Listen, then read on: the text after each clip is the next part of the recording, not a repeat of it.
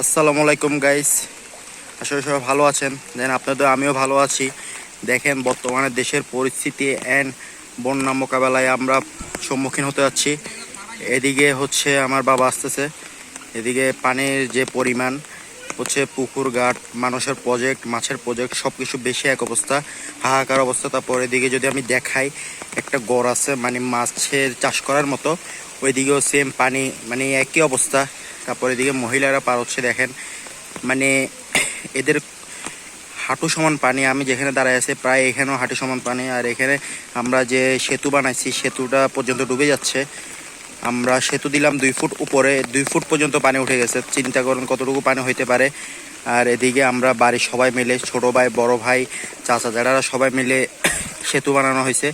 কারণ বাড়ির কাজ সবাই মিলে না করলে সুন্দর দেখা যায় না, সেই কারণে সবার উদ্দেশ্যে সবার মতামত নিয়ে এই সেতু বানানো হয়েছে। আমি যদি দেখাই, আর এদিকে হচ্ছে কবরস্থান। এর পাশে যে দুইটা দেখা যাচ্ছে কালো পলিথিন দিয়ে ঢাকা, এই দুটো হচ্ছে কবরস্থান। কবরস্থান পর্যন্ত পানি নিচে ঢুকে গেছে কি বুঝতে।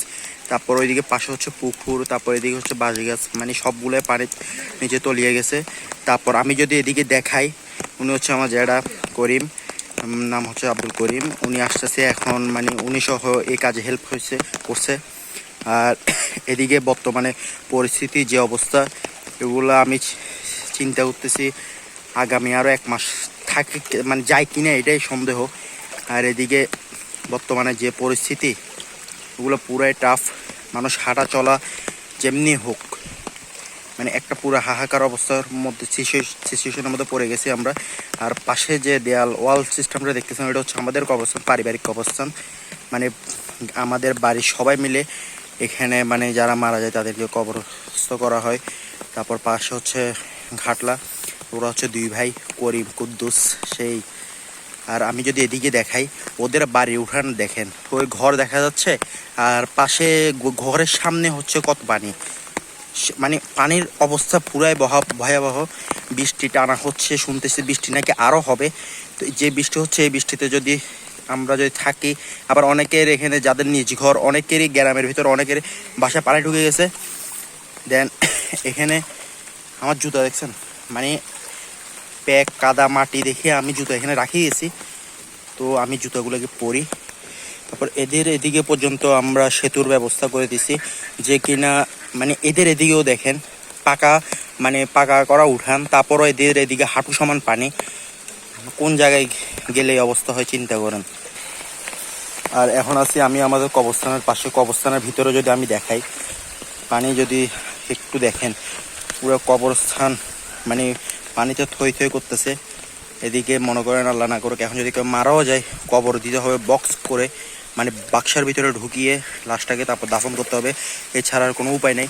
তারপর ওইদিকেও যদি আমি কবরস্থান দেখাই, সেম কবরস্থানের ভিতরে পানি ঢুকে গেছে, মানে কবরস্থান হচ্ছে এখন পানির নিচে। আর আর এটা হচ্ছে ওইদিকে হচ্ছে আমার নানার বাড়ি, যে বিল্ডিংটা দেখাচ্ছে ওই বিল্ডিংয়ের পাশের বিল্ডিং যেটা, ওটা হচ্ছে আমার নানার বাড়ি, নানাদের ঘর। ওইখানেরও মানে রাস্তার অবস্থা দেখেন সেই। তারপর এদিকে পুকুর, এটা পুকুরে অনেক মাছ ছিল, মাছগুলো চলে গেছে। আর এদিকে আব্বুর হাতে বানানো কিছু পিলার ছিল, পিলারগুলো পর্যন্ত দিচ্ছি, দেখেন পিলার পর্যন্ত ডুবে গেছে, আর কিছু করার নাই। আর ওইটা হচ্ছে আমাদের বাসা, ওইদিকে সামনে, ওই সামনে বাসার ওইদিকে পর্যন্ত পানি। মানে কি বলবো, মানে পুরো একটা ভয়াবহ অবস্থার ভিতরে আছি আমরা। মানে আল্লাহ চাইলে সব কিছুই সম্ভব। আল্লাহ চাইলে আবার সেকেন্ডের ভিতরে পানি সবগুলো নিয়ে যেতে পারে, আবার চাইলে পুরো ডাইরেক্ট ভয়াবহ বন্যার রূপে রূপান্তর করতে পারে। পুরো মানে হাঁটার রাস্তা যেখানে পুরো শেষ। তারপর আমরা ঘাটটালাতে ছিলাম,